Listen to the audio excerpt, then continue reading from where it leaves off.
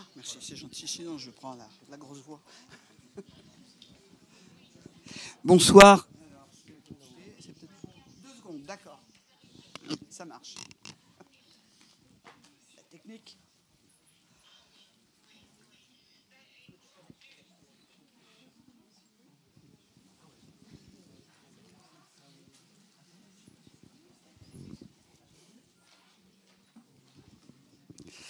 Voilà, je voudrais vous saluer ce soir, toutes et tous qui venez écouter Monsieur Alain Kahn, qui va parler du judéo-alsacien et partager un immense travail qu'il a accompli. Je prends la parole devant vous parce que l'association que j'ai le plaisir et l'honneur de présider, la Maison du judaïsme rhénan, a entrepris depuis son installation au numéro 15 de la rue des Juifs, avec 2 autres associations, la plus ancienne de notre trio, qui est la Société d'histoire des Israélites d'Alsace et de Lorraine, la CHIAL, mais aussi les routes du judaïsme rhénan, et je salue particulièrement Françoise Elkoubi, qui avec Thérèse Villers, qui est dans notre comité, Jean-Pierre Vaquer, qui est là aussi, et sont à votre disposition à la fin de la conférence pour vous parler de nos activités et de ce que nous entreprenons ensemble.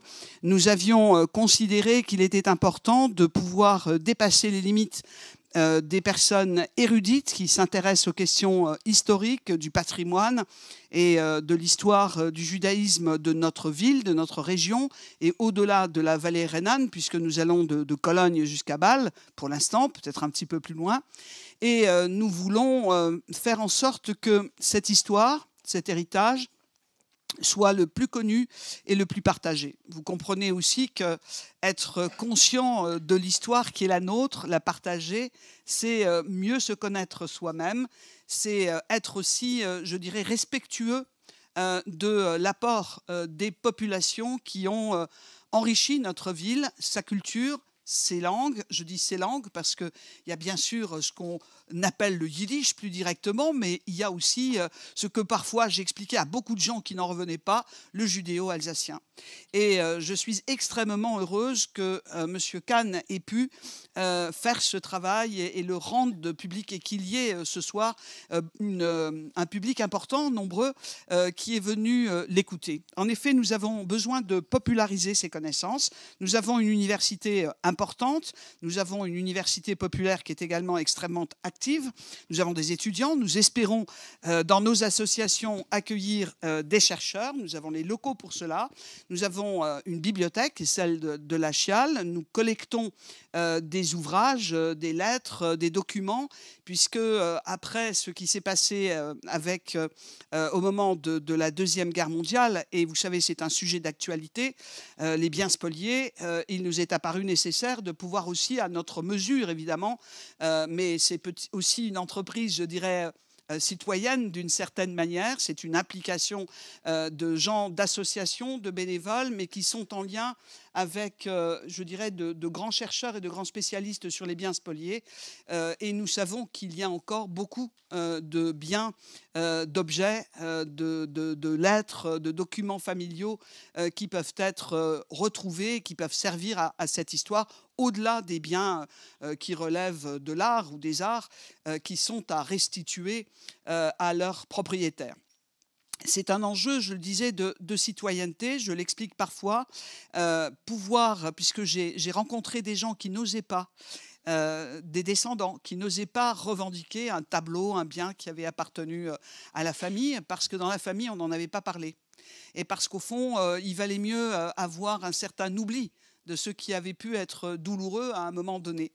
Et au fond, on risque d'être vraiment victime de cet oubli qu'on peut comprendre, mais qui peut aussi poser question. Et donc, à un moment donné, la responsabilité publique, c'est de pouvoir donner les moyens de rendre à ceux qui étaient propriétaires de ces biens leur histoire, leur intimité, leur partage en quelque sorte de leurs connaissances et de leurs liens familiaux. Et c'est parfois ce qu'il faut expliquer à des gens qui, du coup, peuvent aussi trouver le courage d'aller s'adresser au Musée de France, à d'autres musées en Europe. Et donc c'est une entreprise qui est importante. Il est paru il y a peu de temps l'annonce par la ministre de la Culture que une loi cadre allait être débattue au Parlement européen sur les biens spoliés pour faciliter la restitution à ceux qui peuvent légitimement revendiquer la propriété. C'est évidemment une entreprise importante. Lorsqu'il s'agit de langue, c'est tout à fait différent. C'est un héritage à la fois livresque, mais aussi oral, beaucoup. Et c'est plus délicat d'une certaine manière. Et on voit aussi que la connaissance, la pratique, peut également s'affaiblir, voire disparaître. Et donc, je remercie encore une fois M. Alain Kahn qui va vous ravir dans son exposé. C'est la première des conférences que nous tenons grâce à l'accueil de la Bibliothèque nationale universitaire. Nous les remercions très vivement, son administrateur, M. Collat, qui a bien voulu accepter que nous puissions tenir ces conférences qui concernent le judaïsme rhénan, ici, dans cette grande bibliothèque. C'est un peu un lieu de rencontre, de convergence. Et Thérèse Villers a entrepris ces discussions et elle a plaidé pour que nous ayons toute notre place ici dans cette bibliothèque nationale et cela a été accepté. Et donc nous sommes très heureux que les Strasbourgeois puissent aussi, et Strasbourgeoises, avoir au fond cette salle qui peut aussi raisonner des sujets que nous défendons et que nous voulons davantage partager avec vous. Voilà, donc rendez-vous après si vous le souhaitez. Il y aura la signature du livre de M. Alain Kahn et si vous avez encore une minute, nous pourrons vous répondre, vous dire plus précisément quelles sont nos activités, comment vous pouvez rejoindre nos associations et nous épauler. Merci de votre attention et bonne conférence. Je passe le micro à M. Kahn.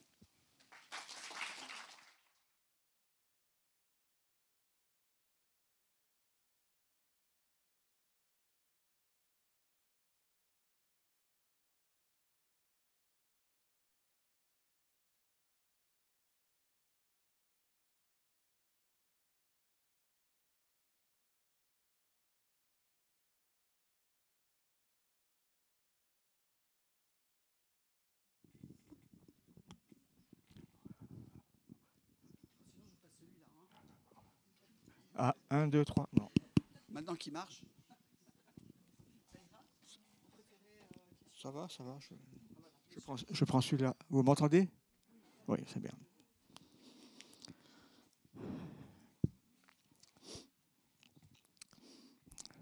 Bonsoir à tous. Merci d'être venus si nombreux. Et je voudrais bien sûr tout d'abord remercier la BNU pour son si bel accueil. Et bien sûr aussi la maison du judaïsme rhénan avec Madame Trottmann, et je la remercie pour ses paroles, et Françoise Elkoubi qui a bien voulu proposer que je vienne aujourd'hui parmi vous. Je me présente juste 2 secondes. Moi, je suis originaire de Saverne. Je m'occupe encore de la communauté juive de Saverne et puis je m'occupe beaucoup du judaïsme alsacien à travers aussi le site internet sur le judaïsme alsacien qui est devenu, si vous voulez, en quelque sorte une encyclopédie de tout ce qui concerne le judaïsme alsacien et lorrain. Et donc, je vous remercie de m'avoir invité à contribuer à faire justement découvrir ce judéo-alsacien à travers en particulier mon livre qui s'intitule 350 expressions judéo-alsaciennes et qui est paru à la Nuée Bleue. Merci donc à vous d'être venu ici pour mieux connaître ce dialecte si spécifique tel qu'il s'est développé à l'origine dans l'Alsace rurale et comme le montre ce dessin que vous voyez, un dialogue autour d'une chope de bière. Il est réalisé par Alphonse Lévy, qui était né à Marmoutier en 1843 et décédé à Alger en 1918. Et vous verrez au cours de la présentation, il y aura d'autres dessins de cet artiste. On appelle le judéo-alsacien le Jiddisch-Deutsch. C'est un dialecte, une façon de parler à la juive, issu du yiddish, comme on dit, de l'hébreu, en alsacien, qui vient du mot Yehudi, juif en hébreu, ou Yet, on dit Yet en judéo-alsacien, et ça vient bien sûr aussi de Jude en allemand, c'est-à-dire précisément issu de l'hébreu, de la Bible ou de l'araméen du Talmud, dont les termes sont transformés ou déformés, comme on déforme ou on transforme les mots qui sont propres à un patois. D'autre part, donc, il est issu du Deutsch, ça veut dire en alsacien, et du Ditsch, c'est-à-dire du Deutsch, de l'allemand, de termes allemands, aussi déformés, transformés, utilisés dans le dialecte alsacien, et qui comprend aussi des mots déformés par la force des choses du français. En ce qui concerne les mots qui sont issus de l'allemand, il y a par exemple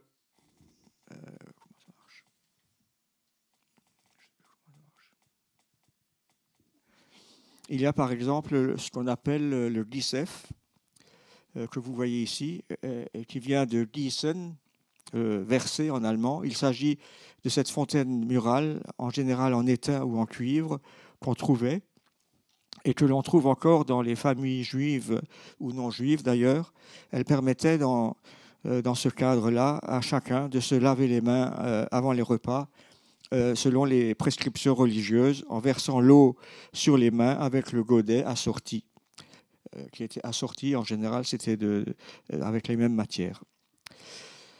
Ensuite, on va passer. On peut aussi citer le mot la Schule. Là où... Ah, on ne voit pas.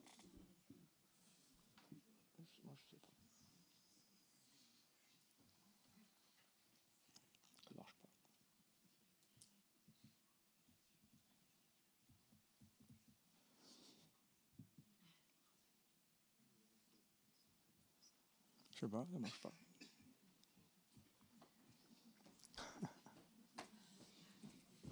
Je presse là. Ah, il faut presser là? Ah, d'accord. On peut citer donc la Schule, c'est la synagogue que l'on voit ici. On dit aussi la Schule, tout simplement. Et le mot synagogue vient du grec synagogé, l'assemblée ou réunion, d'où en hébreu le Bet Knesset, la maison de l'assemblée. Ce mot Schule ou Schule vient de l'allemand Schule, l'école en allemand, car dans une Schule, on y priait bien sûr, mais on y suivait aussi des cours de Torah, comme on voit sur cette carte postale de 1900.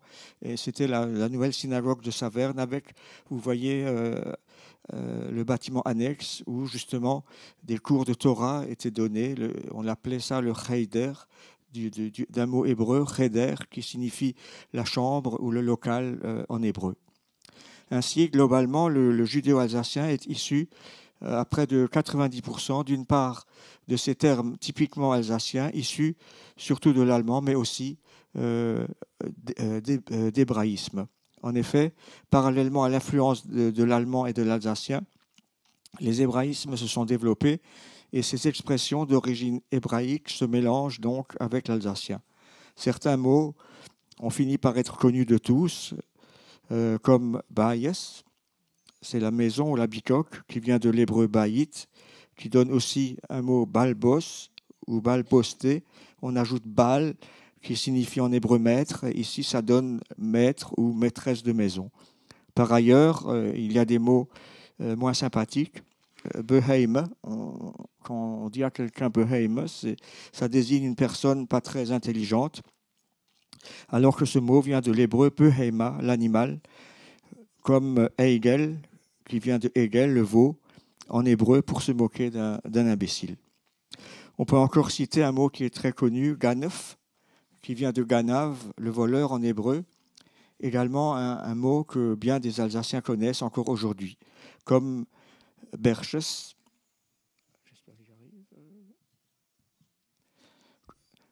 qui vient de broches, c'est des berachot, c'est les bénédictions en hébreu, beracha au singulier, ou broche en judéo-alsacien. Il s'agit des deux pains sur lesquels on prononce précisément une bénédiction, notamment le Shabbat, pour symboliser la manne dont les enfants d'Israël recevaient 2 parts dans le désert en prévision du Shabbat. Il y a aussi un mot comme ça qui est encore utilisé dans la campagne alsacienne, bosser, qui vient de bassar, la viande en hébreu, et il désigne curieusement alors en alsacien de la viande de mauvaise qualité. Le mélange des deux est également très courant, comme un mot qui est connu aussi, Schlamassel. C'est la catastrophe ou le malheur ou encore le malheureux, celui dont on a pitié. Ce mot vient de l'alsacien Schlimm ou Schlimm en allemand, grave, et de l'hébreu Mazal, la chance ou le sort. Ou encore Sheker Savr, c'est le menteur qui vient de Sheker en hébreu, le mensonge, et Sagen, Save, en alsacien, dire en allemand.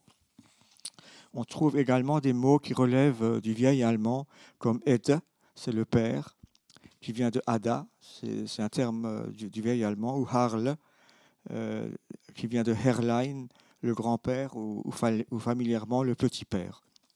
Enfin, ces mots sont effectivement un peu plus marginalement d'origine romane, c'est-à-dire d'origine latine, essentiellement aussi française, voire italienne.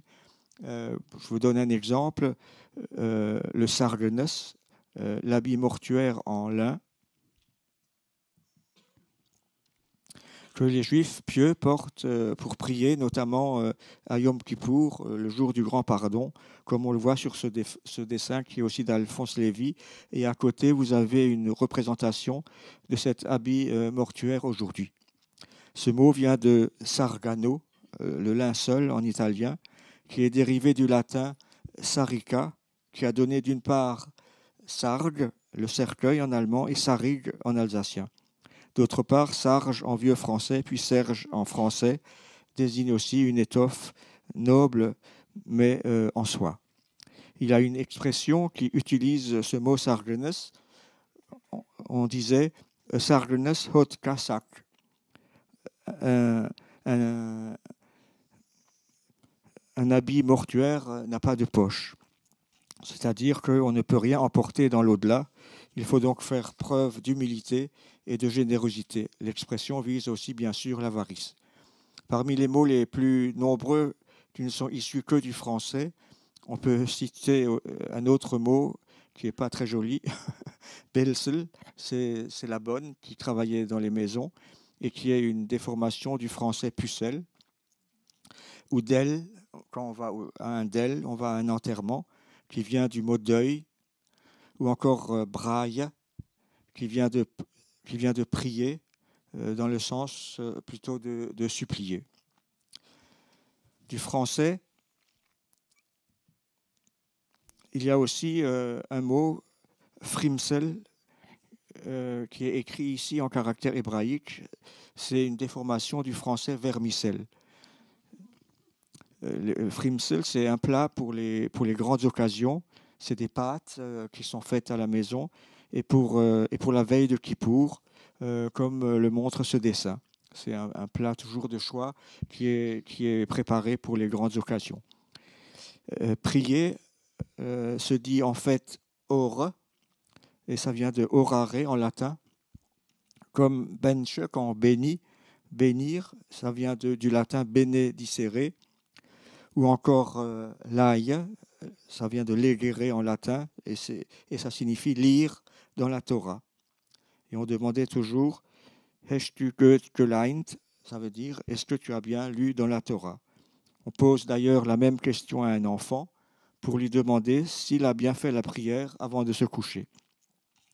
Il y a aussi des mélanges curieux comme Schmus Bariendes, des histoires vaines, des balivernes, qui vient de Shemuot, les nouvelles en hébreu, et Bariendes, c'est une curieuse déformation de pour ne rien dire, avec l'accent alsacien, bien sûr, pour ne rien dire, puis c'est devenu Bariendes, des mots pour ne rien dire. Et c'est un mot qui est encore utilisé aujourd'hui, on l'entend souvent. Enfin,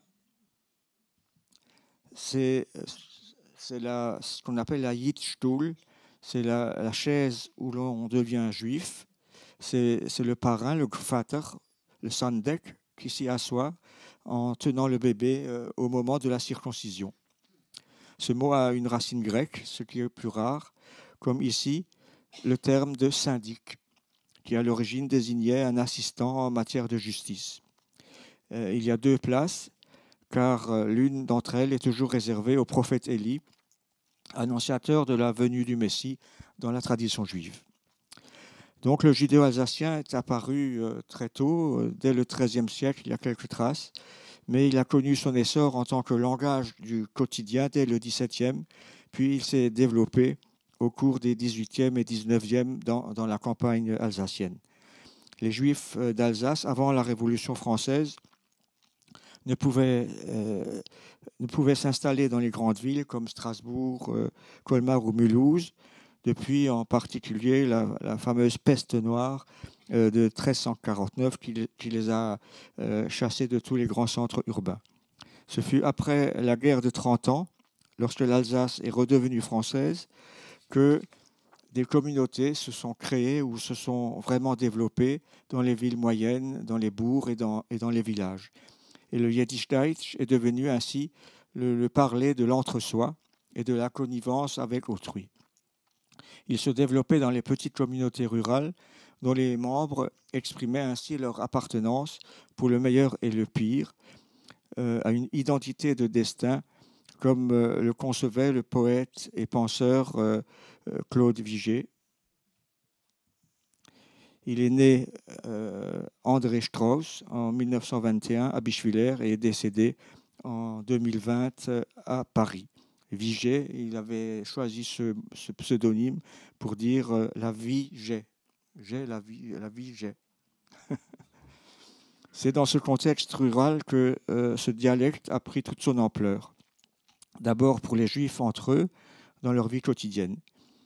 Puis il était connu par les non-juifs car une réelle proximité existait, surtout dans les villages où il n'y avait pas de quartier juif, de Judenhof, comme on en a connu dans les plus grandes bourgades ou dans les petites villes ou dans les grandes cités. Alors les non-juifs connaissaient les habitudes, les coutumes juives, et un certain vivre ensemble avant la lettre a caractérisé cette vie campagnarde. Le voisin non-juif fréquentait la famille juive. Ainsi, la fameuse Shavuos-Goya, c'est la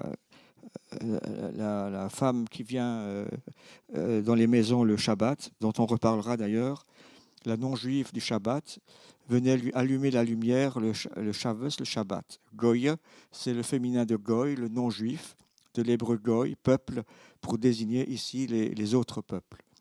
Le voisin non-juif recevait des matzahs, c'est de la matzah ou le pain azim à Pessah, et cette proximité a permis de mettre en relief toujours ce langage.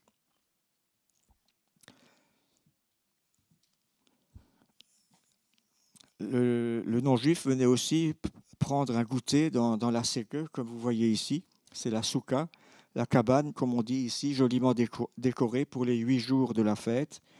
Elle est construite dans le jardin ou dans la cour pour précisément la fête de Sukkot, la fête des cabanes, qui rappelle les pérégrinations des enfants d'Israël dans le désert, dans des demeures fragiles, symbolisant l'humilité de l'homme par rapport à son Créateur. Dans la Souka, il y a en Alsace une tradition qui perdure encore aujourd'hui et on l'appelle Shaot. Ça veut dire l'imbécile ou l'ignorant. De l'hébreu shoté, le nigo.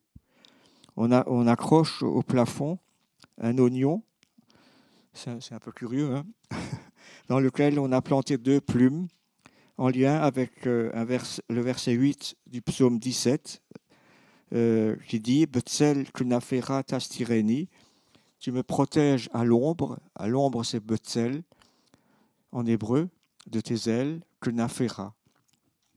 Or, Betzel ressemble à un autre mot, batzal, l'oignon, en hébreu, et kunafera peut également désigner des plumes. C'est donc par cette association que l'on symbolise la protection divine évoquée dans le psaume, et celui qui ne l'a pas compris est justement appelé shaota, ignorant ou nigo. Par la suite, donc, ce parler s'est maintenu un certain temps dans les villes moyennes et dans les grandes villes, où petit à petit, à partir de la deuxième moitié du XXe siècle, il est en quelque sorte tombé en désuétude. Mais ces traces sont toujours vivantes, puisque malgré tout, il a été transmis de génération en génération, et même dans la campagne alsacienne, dans les villages où il y avait une présence juive, des non-juifs ont conservé des expressions judéo-alsaciennes qu'ils avaient entendues de leurs grands-parents ou arrière-grands-parents. C'est d'ailleurs l'une des raisons pour lesquelles cet intérêt pour se parler ne se dément pas. Au niveau de la religion juive, les expressions sont nombreuses puisqu'elles ressortent de cette pratique religieuse bien ancrée dans les communautés et dans les familles, où elle est omniprésente à travers la présence, par exemple, de la pfelle ou tfele, différentes façons de le dire, le livre de prière qui vient du mot tefila, la prière en hébreu. Il y a aussi le mezrach. Le Mizrach, c'est l'Est en hébreu. On les trouvait dans les maisons, ce tableau bien en vue dans les maisons qui indique la direction vers laquelle il faut se tourner pendant la prière, c'est-à-dire vers Jérusalem, ou plutôt le temple de Jérusalem. On pouvait aussi, comme on voit sur ce dessin d'Alphonse Lévy, transcrire le judéo-alsacien en caractère hébraïque, comme le faisait de temps en temps cet artiste. On voit ici qu'il est écrit en haut en caractère hébraïque, Mizrach, on écrivait le judéo-alsacien en caractère hébraïque. Il s'agit du dessin de l'affiche qui annonçait l'exposition de ses œuvres en 1897 et le mot Mizrach est écrit justement en caractère hébraïque. Voici justement un autre dessin encore plus significatif, puisque toute une phrase est ici écrite en caractère hébraïque. Je vous la lis. Ich bin aber doch ein armer Polak. Mais je suis donc un pauvre Polac. Alphonse Lévy était toujours du côté des pauvres et il savait très bien que lorsque les Polonais sont arrivés, ils n'étaient effectivement pas très bien accueillis, mais ils se sont petit à petit très bien intégrés. Le judéo-alsacien est aussi un véritable langage d'experts, et là on peut évoquer le fameux marchand de bestiaux, le Peimeshendler, de l'hébreu Beheima, la bête, et de l'alsacien Händler, commerçant, car il est reconnu comme ayant de solides connaissances dans ce domaine. Le paysan lui fait entièrement confiance, car son diagnostic ou ses avis sont toujours pris en compte. Et lorsqu'il lui dit que telle affaire est une metzia, une bonne affaire, de l'hébreu matia, l'affaire, il le croit sur parole. Il était capable de juger la bête du premier coup d'œil. Si c'était une vache laitière ou plutôt une vache de boucherie, il évaluait au plus juste son poids et la quantité de lait qu'elle pouvait produire.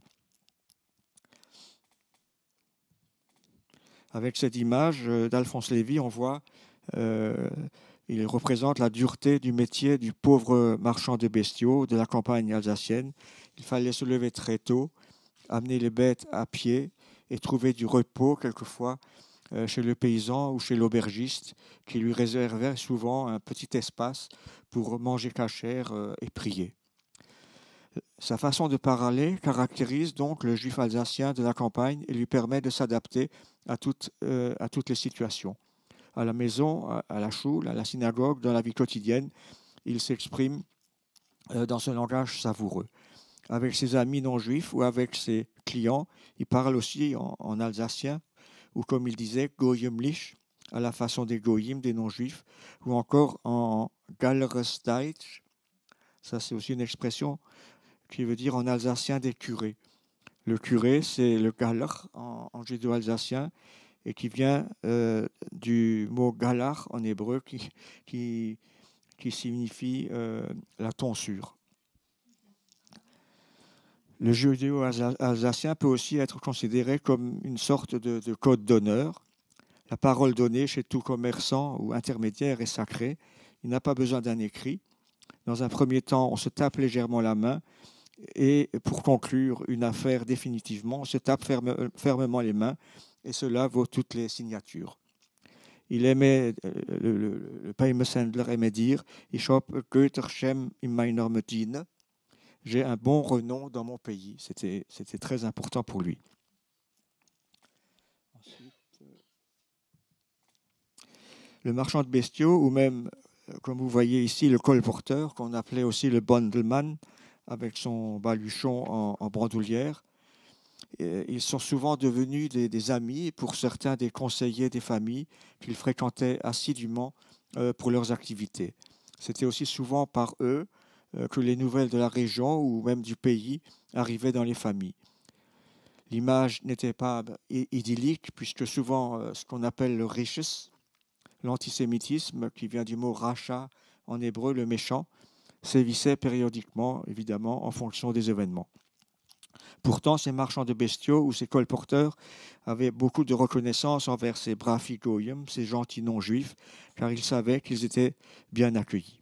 Cette confiance qui régnait entre eux résultait d'une connaissance des habitudes de chacun. Le juif respectait les usages chrétiens et le chrétien respectait les usages propres au judaïsme. Dans les villages en particulier, qui ne connaissaient pas de quartier réservé aux juifs, le proche voisinage accentuait encore cette proximité.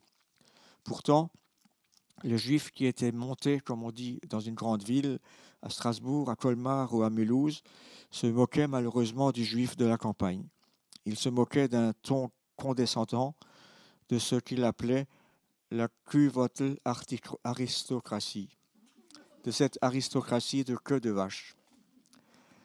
Celui qui était devenu un bourgeois en ville oubliait et reniait en fait ses propres origines. Le dessinateur parisien, justement, Alphonse Lévy, en a fait les frais, puisque ces scènes de la vie familiale juive en Alsace n'ont pas trouvé l'écho qu'elles méritaient auprès de cette bourgeoisie parisienne originaire d'Alsace.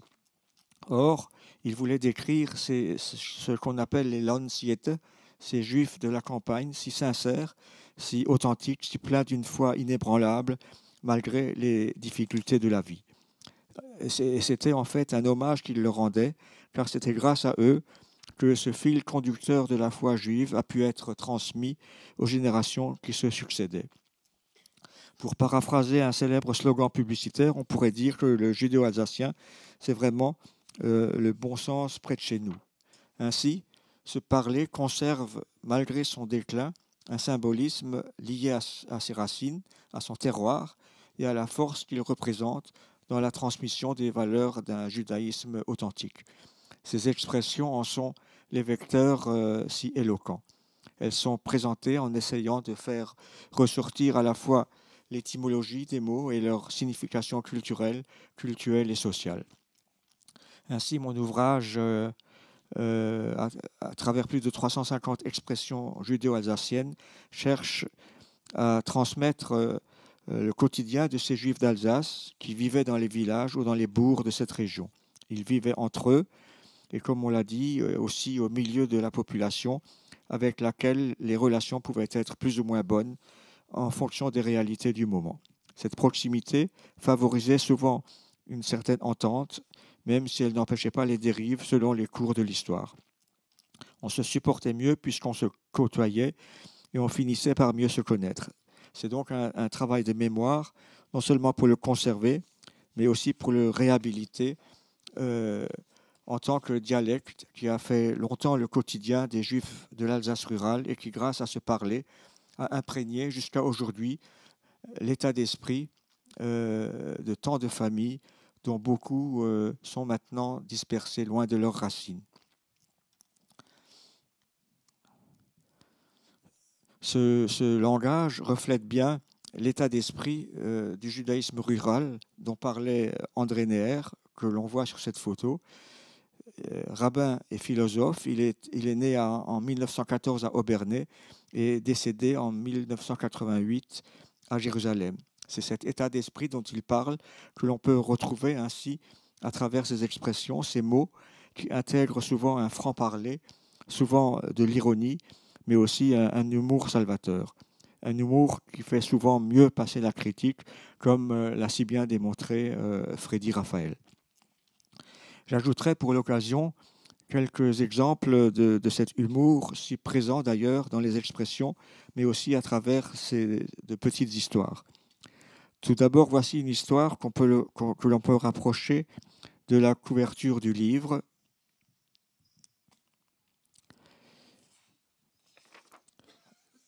En 4e page, effectivement, de couverture, on peut lire sous un autre dessin « Ich will nichts vermassere ». Je ne veux rien dévoiler. C'est un secret.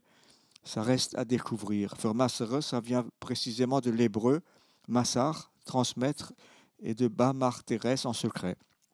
On peut donc dévoiler le secret que représente la première page de couverture que vous voyez, à savoir le dessin et l'expression qui dit qu'il ne la conduira pas encore sous le dais nuptial.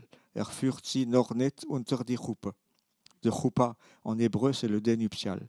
Et la jeune fille fait bien comprendre qu'elle ne veut pas le jeune homme qu'on lui propose, comme on le voit sur le dessin original d'Alphonse Lévy.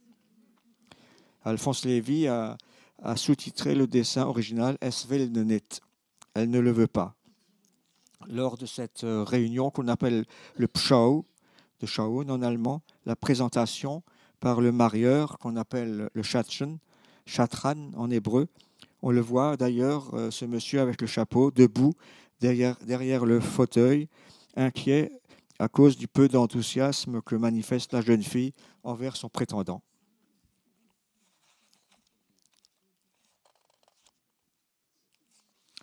À propos de ces présentations, on racontait cette Moshele de Machal, la fable en hébreu, cette petite histoire, je vous la raconte rapidement. Hindele, c'est Hilda, en judéo-alsacien de Buxwiller, était allée avec Chaim, son fils aîné, chez les Shaï, c'est Isaïe, à Shire, on appelait Shire, Shirofen. C'était une entrevue discrète. Chaim devait ainsi faire la connaissance de Blimel, la fille des Shaï. Sachant que son fils était un goinfre, Hindele lui fit la leçon. Et surtout, sers-toi sans excès pendant le repas. Au début, tout alla bien. Chaim ne prit qu'une assiette de Knepfelsuppe, la soupe aux fameuses boulettes, et qu'un morceau de brochet. Mais lorsqu'on mit sur la table une belle poitrine d'oie, il perdit toute retenue, se servit sans modération. Quant au dessert, il fit tellement honneur aux chalettes, un mot qui vient de chaloir, tenir chaud, c'est un gâteau à base de pain ou de pain azime et de pommes qu'on mange tiède. Il a tellement fait honneur aux chalettes qu'il n'en prit pas moins que 3 morceaux. Hindele était pâle de colère. À peine se retrouva-t-elle en tête-à-tête avec son fils qu'elle explosa en disant « C'est une honte comme tu t'es conduit ». Chaim lui coupa la parole et lui dit « Mamel, cela n'a pas d'importance. Quand nous étions arrivés à la poitrine d'oie, j'avais déjà décidé que je n'épouserais pas cette jeune fille. » Une autre histoire un peu comme ça. Le petit Faisal, 12 ans, rentre de son cours de religion, le Khaïter. Son père lui demande « Qu'est-ce que le Chazen, le chantre, qui donnait aussi des cours, qu'est-ce qu'il te fait apprendre en ce moment ?» « Le Kaddish, lui répondit-il. Le Kaddish étant la prière que l'on récite en particulier après le décès d'un proche, le père se précipite chez le Chazen et lui demande pourquoi il apprend à son fils le Kaddish en précisant que lui, le père, est encore jeune et en bonne santé. Le Chazen lui répond alors « Oh, vous savez, à la lenteur avec laquelle Faisal apprend ce qu'on lui demande. »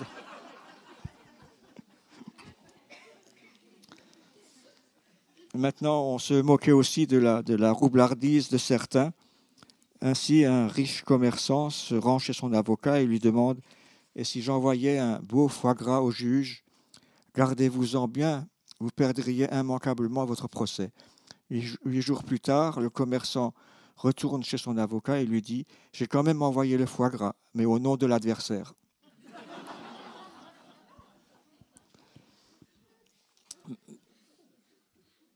Maintenant, on peut parler d'une figure emblématique du judaïsme alsacien, Moshele Zellweger.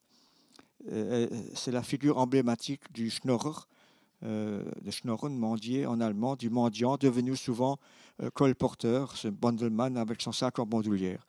Il est né en 1815 à Zellweger, où il décéda vers 1895. Il est célèbre pour toutes les histoires qu'on racontait sur lui et pour s'être laissé photographier par des étudiants strasbourgeois. Ils en ont fait des cartes postales que l'on voit ici, l'une en Bandelmann, en colporteur avec son sac en bandoulière, et l'autre où il y a marqué en dessous, en Yom Tov Klad, en habit de fête, un vieux costume troué de toutes parts. Et il a eu beaucoup de succès avec ses cartes postales. Yom Tov, le jour de fête, c'est une déformation de Yom Tov en hébreu, le jour de fête. Littéralement, Yom, c'est le jour, et Tov, bon. Et on utilise ce terme pour les fêtes religieuses. On raconte que Moshe Zellweger arrive chez les Mennel à Bach. On lui donne une pièce de 50 centimes. Moshe ne cache pas sa déception. Seulement 50 centimes, d'habitude j'ai droit à 1 franc. Oui, Moshe, mais tu sais, nous venons de marier notre fille. Nous lui avons donné une belle dot et il nous faut maintenant nous restreindre. Dépité, il répliqua alors, c'est avec mon argent que vous avez pu donner une belle dot pour votre fille.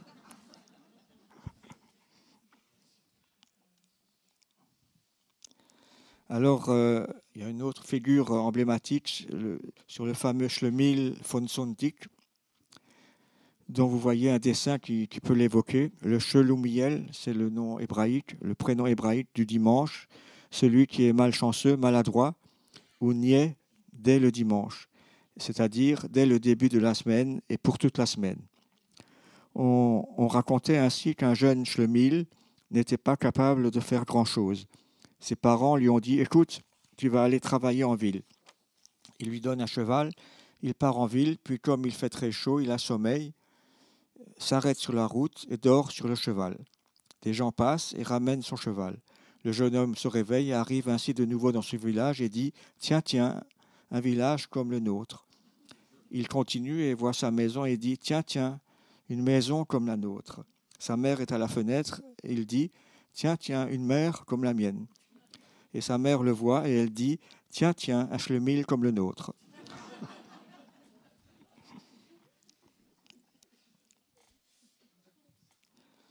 La célèbre Shavuos dont on a déjà parlé, ici, elle est au milieu de l'image, debout. C'était la femme donc non juive qui allumait et éteignait la Shavuos lampe, la fameuse lampe de Shabbat à crémaillère en cuivre, réservée au Shabbat et aux jours de fête et que l'on voit ici à droite. Elle la descendait pour éclairer la table du Shabbat. Elle éteignait et rallumait les mèches en fonction des besoins et la lampe était remontée à la fin du Shabbat.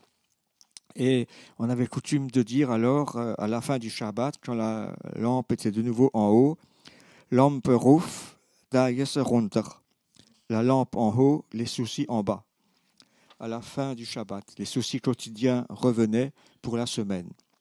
Dayes, c'est un mot qui vient de l'hébreu dehaga, le souci. La Shavuos Goya entrait souvent dans l'intimité des familles et jouait ainsi un rôle important dans les communautés. En plus de sa fonction, elle se faisait un devoir pour une tranche de berches, le fameux pain de Shabbat, de Kuklop aussi, ou de la matzah à Pessah, de raconter ce qu'elle avait appris dans sa tournée. C'était carrément le journal de la Yettegos, du quartier juif. On lui demandait « Catherine, y a-t-il quelque chose de neuf? Gibt's etwas Chiddush, de Chiddush, la nouveauté en hébreu. Oh, répondait-elle toujours, Alte langt mir. Le vieux, ce que je sais, ça me suffit.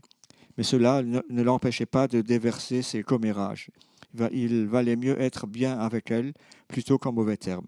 À quelqu'un qui parlait trop, on disait d'ailleurs schmust wie Shavuos Goya. Il bavarde comme une Shavuos Goya.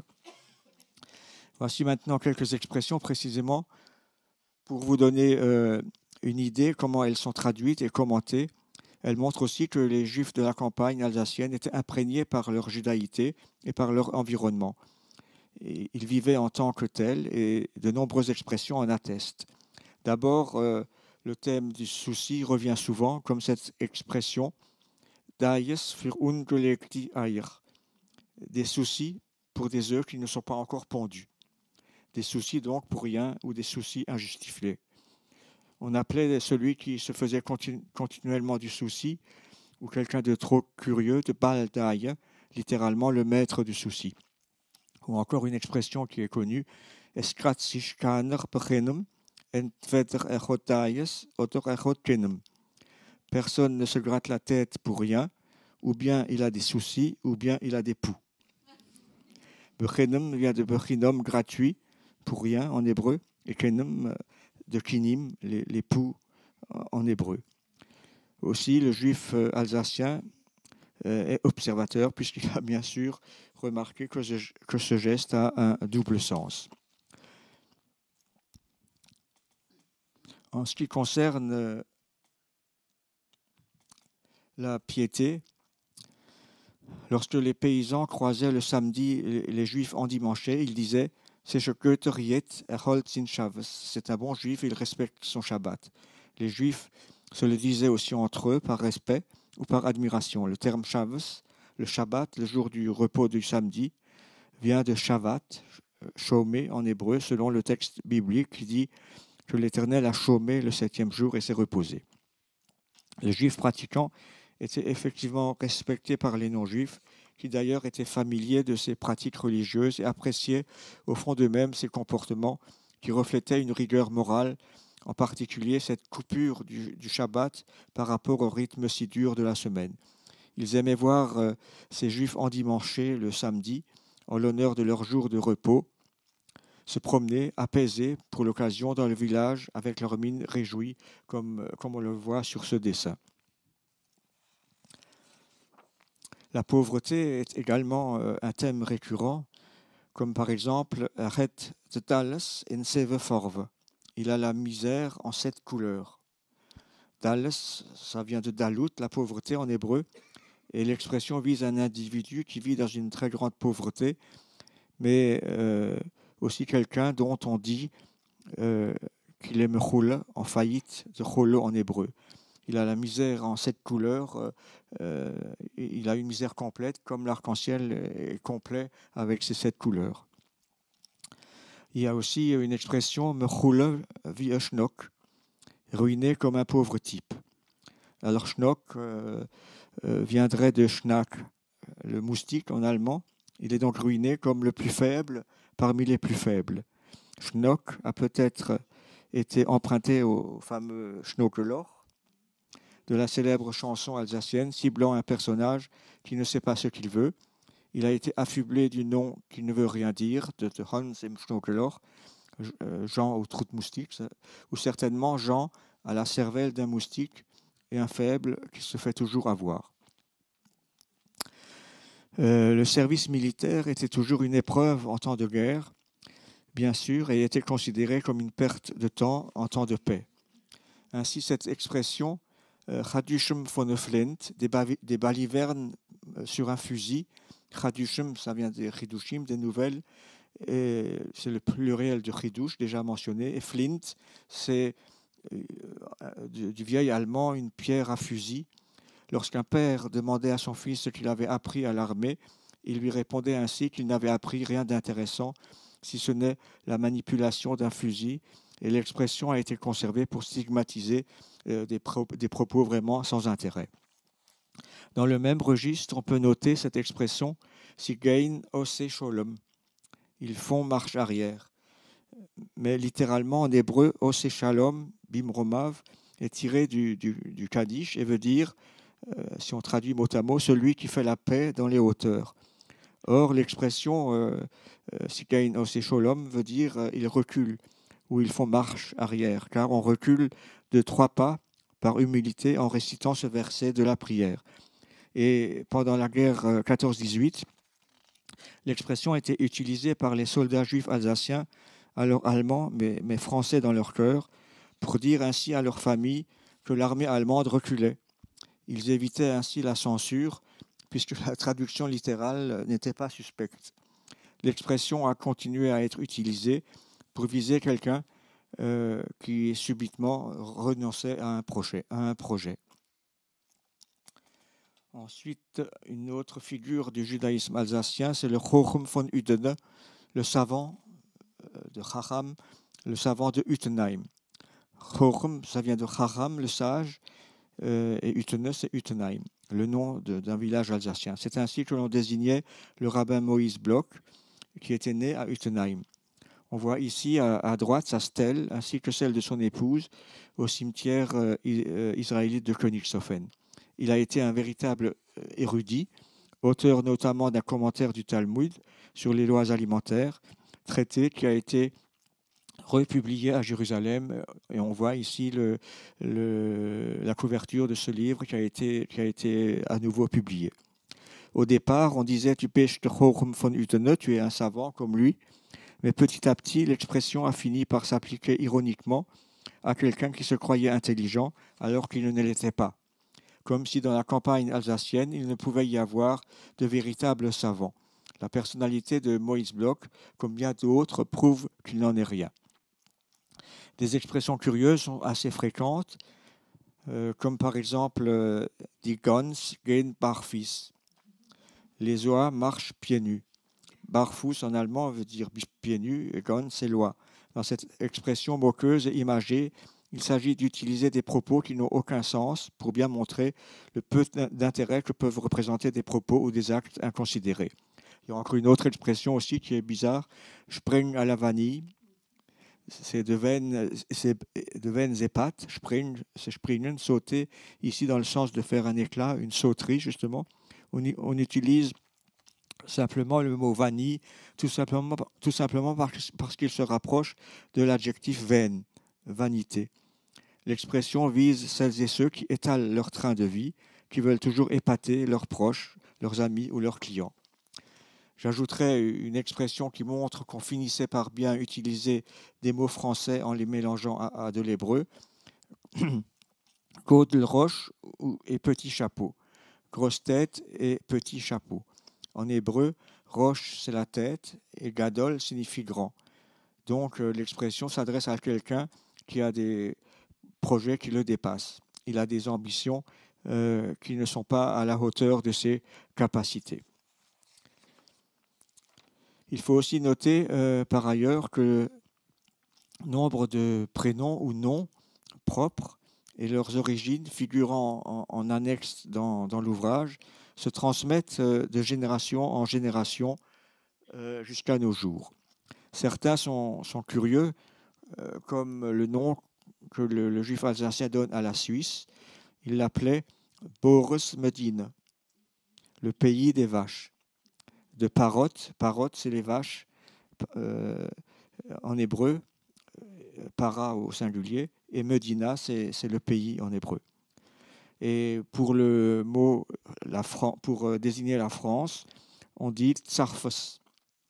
Et en hébreu, c'est Tsarfat, effectivement. Selon certains, ce mot serait lié au mot hébreu Yitzarfou, qui induit une notion de raffinement, la tradition juive considérant donc la France comme le pays du raffinement.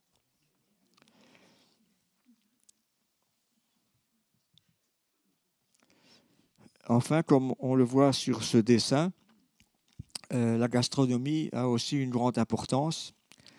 Ainsi, en temps de pénurie ou de nostalgie, on entendait souvent dire « Wenn euch nur erinnern können » si seulement vous pouviez vous rappeler.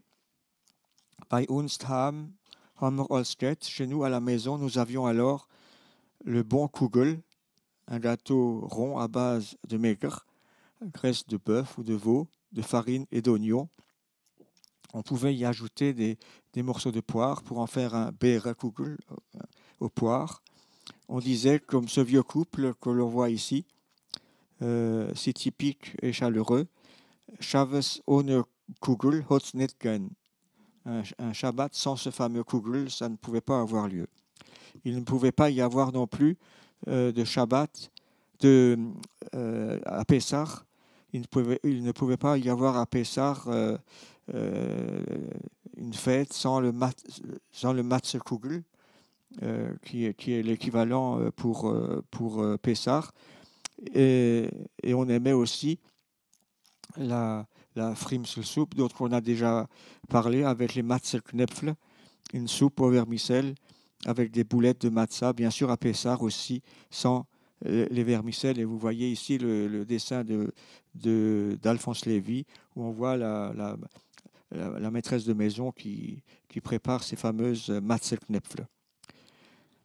Et puis, on pensait aussi au Gfildi Kalsbrust mit Ingwer und viel Zwiebeln, une poitrine de veau avec du gingembre et beaucoup d'oignons, un Superfleisch mit Krähen, un pot-au-feu avec du réfort, un Jettefisch, le poisson à la juive, das ist ein Korb mit jiddischer Art, ganz green, von lauter Peterle. Un poisson à la juive, c'est la carpe, à la mode juive, toute verte, grâce seulement au persil. J'ajouterai le fameux Gfilter Mave, l'estomac farci, ou Gfilter Ganze Hälsel, le fameux coudois farci, ou encore le Chalet, ce gâteau à base de pommes servi chaud qui viendrait aussi d'une déformation du mot de Charlotte. J'allais dire bon appétit pour ce soir, mais je suis bien sûr à votre disposition pour répondre à vos questions et pour la séance des dédicaces. Merci pour votre attention.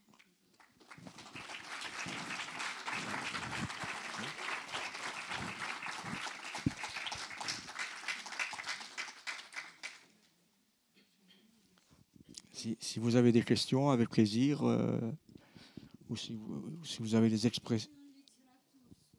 Comment?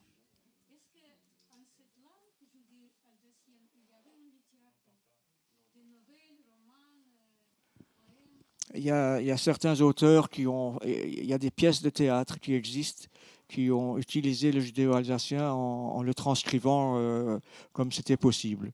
Il y avait notamment un auteur à Mulhouse qui a écrit plusieurs pièces, dont une qu'il avait intitulée Chadaisem sind Arleit. Les voyous sont aussi des personnes. Mais souvent, c'est mélangé avec le français.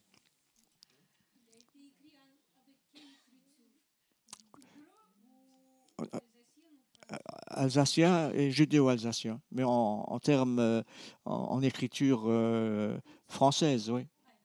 Oui, oui. À l'origine, il y avait au XIIIe siècle, on avait retrouvé des textes de ce qu'on appelait les Purimspiel, les pièces de théâtre qu'on écrivait pour la fête de Purim. Et à l'époque, ils avaient plus l'habitude de les écrire en termes hébraïques. Mais c'est des transcriptions en fait, hein. C'est toujours des mots qu'on transcrit d'une façon ou d'une autre.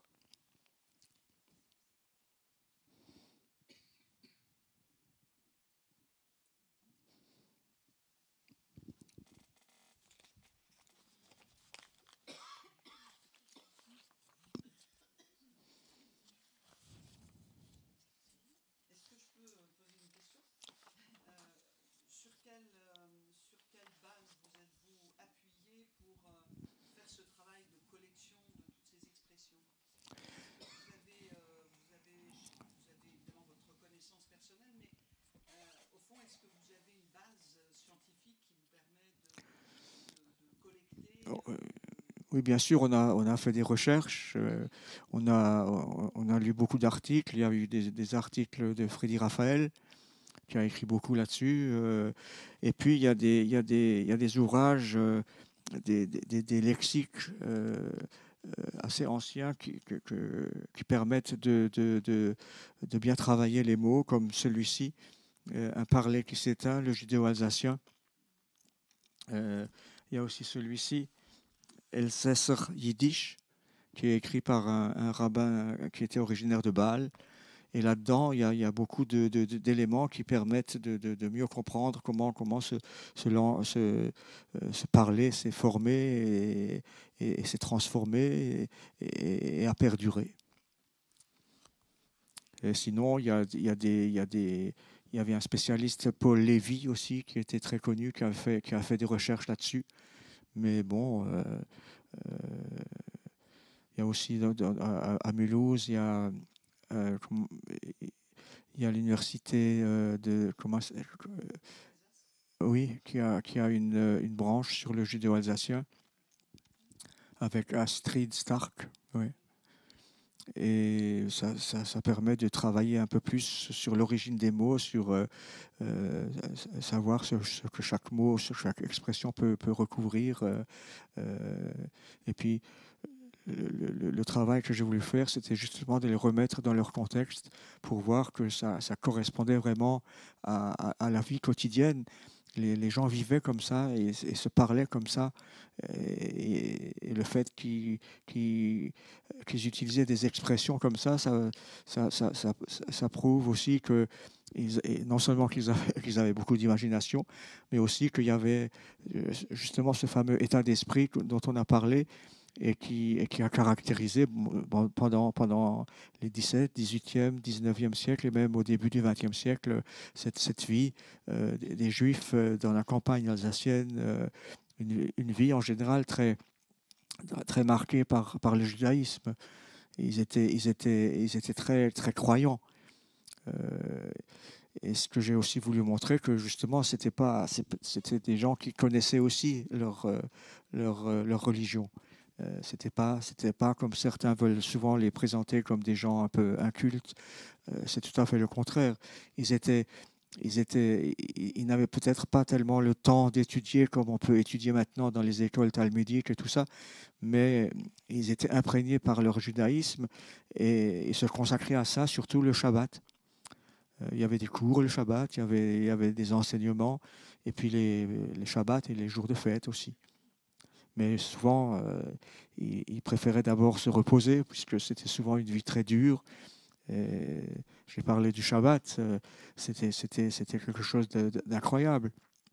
Ils travaillaient dur la semaine, comme j'ai dit, ils se levaient très tôt. Et les plus pauvres, ils marchaient à pied avec leurs bêtes, avec leurs baluchons. Et c'était une vie éreintante. Et la seule chose qui leur donnait des forces, c'était de savoir qu'en rentrant le vendredi, ils allaient pouvoir passer un Shabbat digne de ce nom.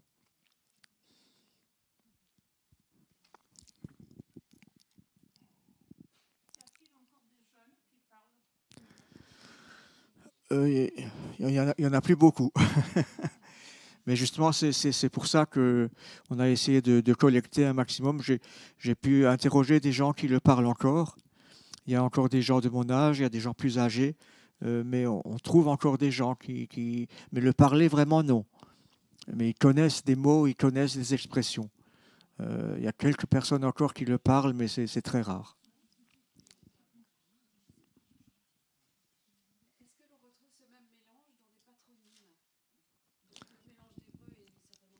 Euh, pour les patronymes, les noms et les prénoms, euh, on transforme les noms aussi. Dans le livre, je les ai mis en annexe.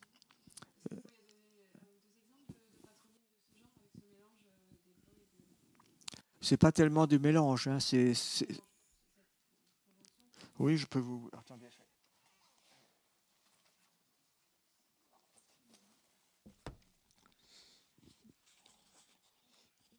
Là, je vous avais parlé de la Suisse. La Suisse, c'était aussi un nom un peu bizarre, mais vous trouvez des noms comme Gottschel, c'est un nom juif qui est dérivé de Eliakim, qui veut dire serviteur de Dieu.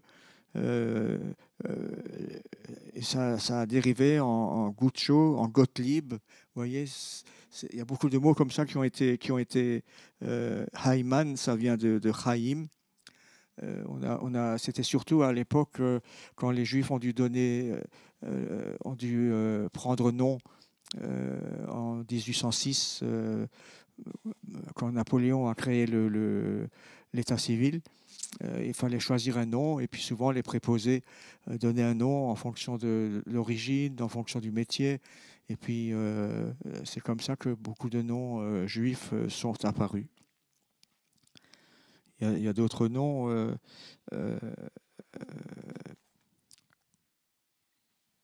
Par exemple, Katz, c'est une abréviation de Cohen Tzadik. Cohen, c'est un prêtre, Tzadik, pieux. Ça donnait Katz. Voilà.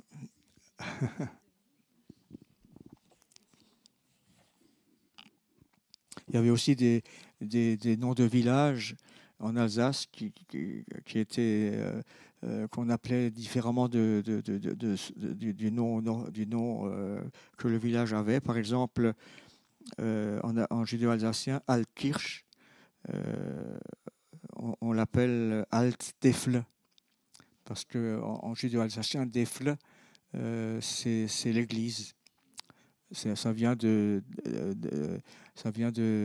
Villa, là où on se trempe pour être baptisé. Et puis par exemple, Kindwiller, c'est Yannick Medine.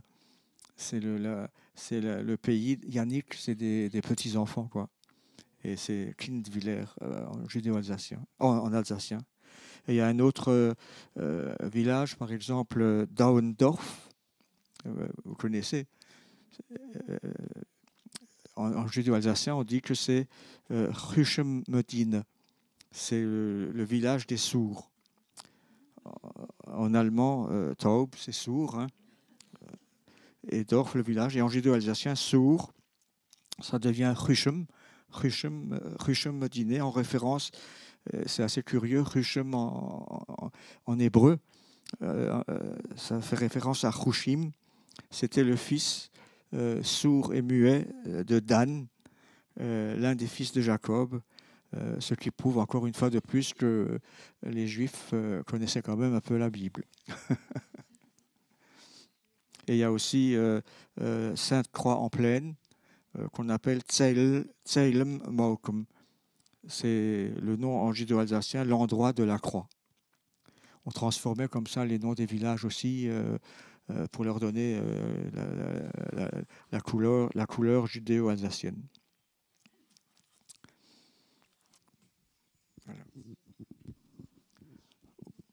Voilà, si vous voulez. Il est quelle heure ?